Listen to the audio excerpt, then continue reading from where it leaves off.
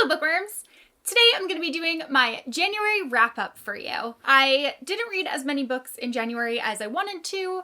I actually had another kind of rough month with family health news. Even some of the things that I did read, I was having trouble kind of concentrating and getting into until I picked up P.S. I Like You by Casey West, because I do find that contemporary stories tend to just be really easy for me to fall into when I'm having trouble focusing. So that one thankfully turned my reading month around, and I still kind of am in a place where I want to read more contemporary just because it's been more light and fun and enjoyable and something that is not stressing me out. So here we go. So the first book that I read in January was The Amateurs by Sarah Shepard. This is the first book in a new series. Sarah Shepard is the author of Pretty Little Liars. I read this for the Spines with Wines book club. This was our December book, and I read it in January because we usually schedule our live shows for a couple days after the month ends, and I always like to try to read the book as close to book club as possible so I have all of the details fresh in my mind. So that's what I did for this one, and I hated it. I'll leave a link down below to our Spines with Wines live show so that you can check that out in case you've read this or if you want to know why, but I had a lot of issues with this book. I thought that it was not well written at all. I didn't like any of the characters, and it was just not my cup of tea. There are a lot of issues, and I go into full detail about what those issues were in the live show. So I only ended up giving this one 2 out of 5 stars, and I actually had to pull it out of one of my unhaul boxes to hold it up for this video, but it's going straight back in there. The next book that I read was The Fixer by Jennifer Lynn Barnes. This one I really enjoyed. This is a political thriller, and it follows a girl named Tess who is kind of uprooted from her life, and she is transferred to DC to live with her older sister Ivy, and there she becomes somebody that is involved in lots of political scandals. She's trying to solve mysteries. She's what they call a fixer because she's trying to fix problems for people. And it was so good. It was really entertaining. It was really quick paced. It had very short chapters, so I was able to read it really quickly. I really liked the story. You will, granted, you will have to suspend all disbelief that a 16-year-old could have this much access to, the president and his wife, but it was still so good. I ended up giving this one 4 out of 5 stars. I really enjoyed it. There were a lot of, twists and turns, and it was just really exciting from the first page all the way until the end, so I'm really looking forward to reading the second book in the series. Probably gonna read that in February. Next, I read A Gathering of Shadows by Victoria Schwab, or V.E. Schwab because it's an adult book. I had really wanted to read this because the third book is coming out in February, and I wanted to be all caught up so that I'm able to finish out this trilogy as soon as that one debuts. So I really enjoyed this one. I thought this was a phenomenal second book. I don't want to get into the synopsis because I don't want to spoil the first book, but it's a fantasy book. It takes place in a world where there are 4 different Londons. One of them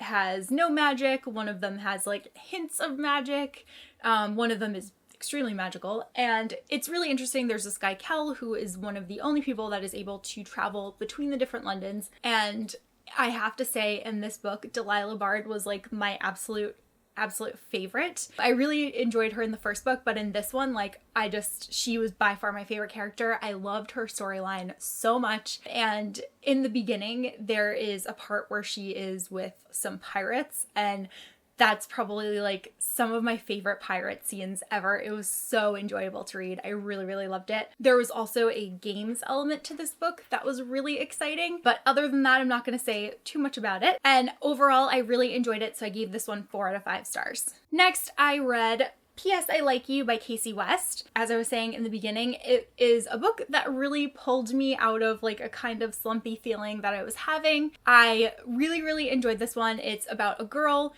who writes down a song lyric on her desk, and then when she comes in the next day, it turns out that someone has finished the lyric. So her and this person that sits in the same seat as her in another period start communicating back and forth. They start writing notes to each other, and they both kind of start falling for each other. It was extremely obvious who the person was, while you were reading, so I won't say who it is, obviously, because I don't want to spoil it, but it was really easy to figure out. And it was kind of amazing that it took her so long to figure it out. Despite that, it was so enjoyable. It was so cute. It was like exactly what I needed to pull me back into like voraciously reading. So I really, really enjoyed this one. I think that this is probably my third favorite Casey West book now. My first two are Pivot Point and Split Second, but this one was definitely a close third. So I'm looking forward to reading her new book that just came out, By Your Side. And yeah, I wanted to be caught up before then. And I gave this one 4 out of 5 stars. Then I read an ARC copy that I have of 7 Days of You by Cecilia Vaness. This story follows a girl who is spending her last full week in Tokyo before her family is moving to New Jersey. And it also follows a boy who used to live in Tokyo with her,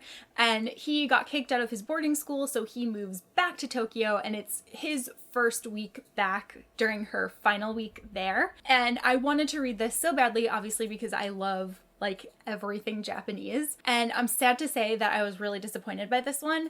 I did enjoy like the references to different aspects of Japanese culture, and I obviously liked like every time that they would talk about like Sailor Moon or like some kind of food like Pocky or like, you know, that like that kind of stuff.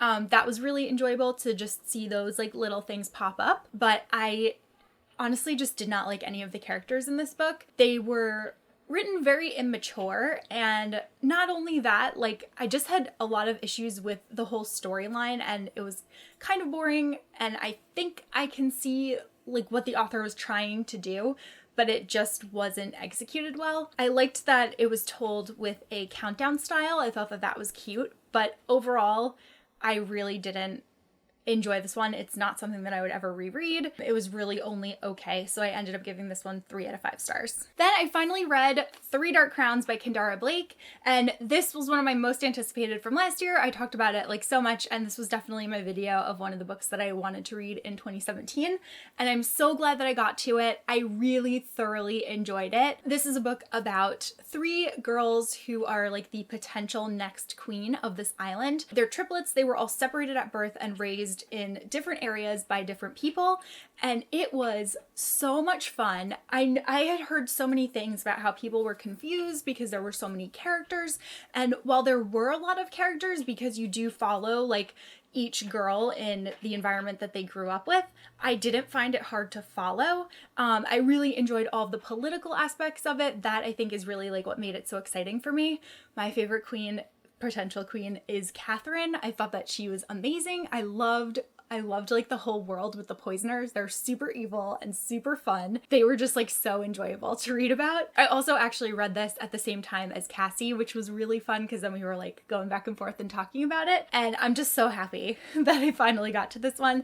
And I found out that this is actually a duology. So the second and final book is going to be coming out later this year. I think it's sometime in September. So I'm glad that I'm caught up for that. And I'm really looking forward to it because the ending of this one was amazing. I did not see the ending coming, and I was so excited. I was just like, this is like thrilling. Like it was so great. So I'm really, really happy that I love this one. I still love Anna Dressed in Blood more than this book, and I do want to reread that one, but I really, really enjoyed this one too. So I'm glad that I found out now that like Kendara Blake is an author that really just works for me. So I ended up giving this one 4 out of 5 stars. The next book I read is Girl Against the Universe by Paula Stokes. This was my first 5-star read of 2017. I loved this book like more than I can even say.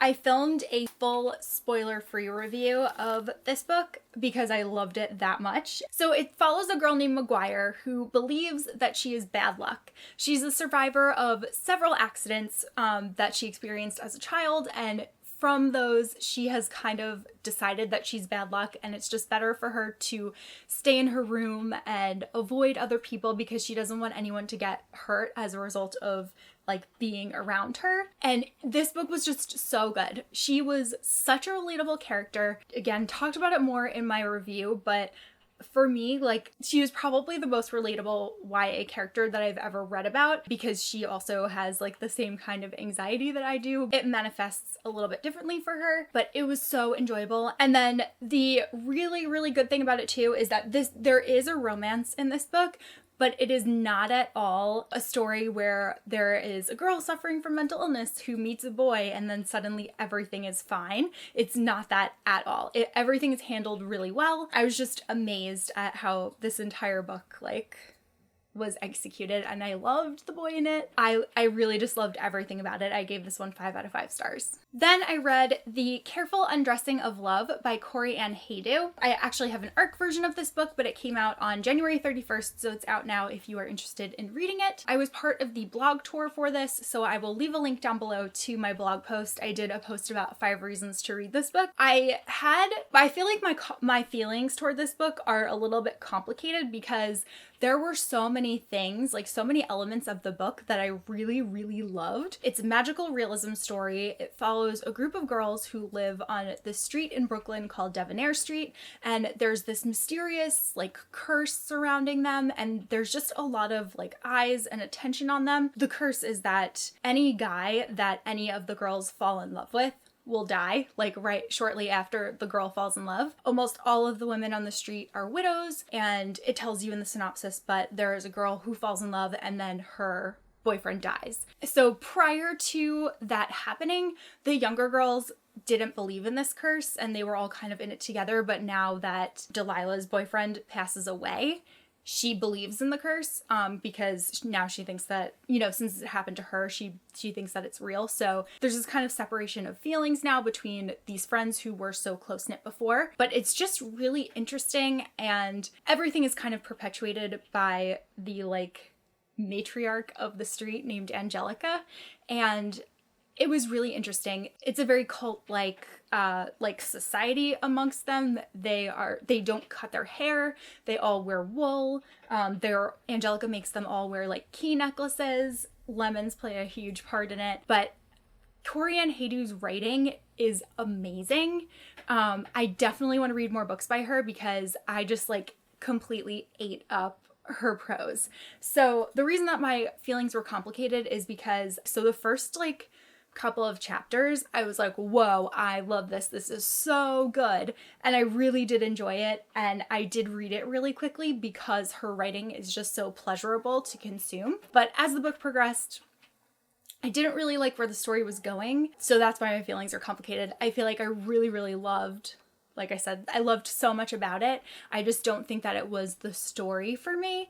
So I'm really interested in her other works. And I ended up giving this one 3 out of 5 stars. The next book that I read an ebook copy of, and that is The Cozy Life. Rediscover the joy of the simple things through the Danish concept of hygge by Pia Edberg. I almost never say that word correctly because it just looks like it would be pronounced so differently, but there is a pronunciation guide in the book, so I know that that is correct. It is pronounced hygge, and it's really just about making the simple moments in your life really count for something, being present when there are other people around, not being attached to your phone, and just making little moments into special moments, if you're reading in bed or something, to light a candle, a friend comes over, maybe make some homemade cookies or open a bottle of wine or something, just to make everything a little bit more special. So I really enjoyed the beginning half of this book, but I did feel that it just got extremely repetitive. I wasn't really getting any new information as the book progressed. I felt like this could have been a much shorter internet article, to be honest. I don't think that it was really worth reading the full book for it. It was short anyway. It was only 150 pages, but it still was it was just very repetitive, and I was kind of okay, I get it. At this point, you kind of keep just telling me the same thing. And again, I still haven't figured out a rating system for nonfiction books because I can't rate plot or characters or anything like that. So I don't have a rating for it, but it definitely wasn't my favorite nonfiction book that I've ever read. I thought that there were some fundamentals in it that made sense to me, but it just didn't really do anything for me overall. So those are all the books that I read this month. Let me know what your favorite read of January was, and I will talk to you guys soon in a new video. Bye!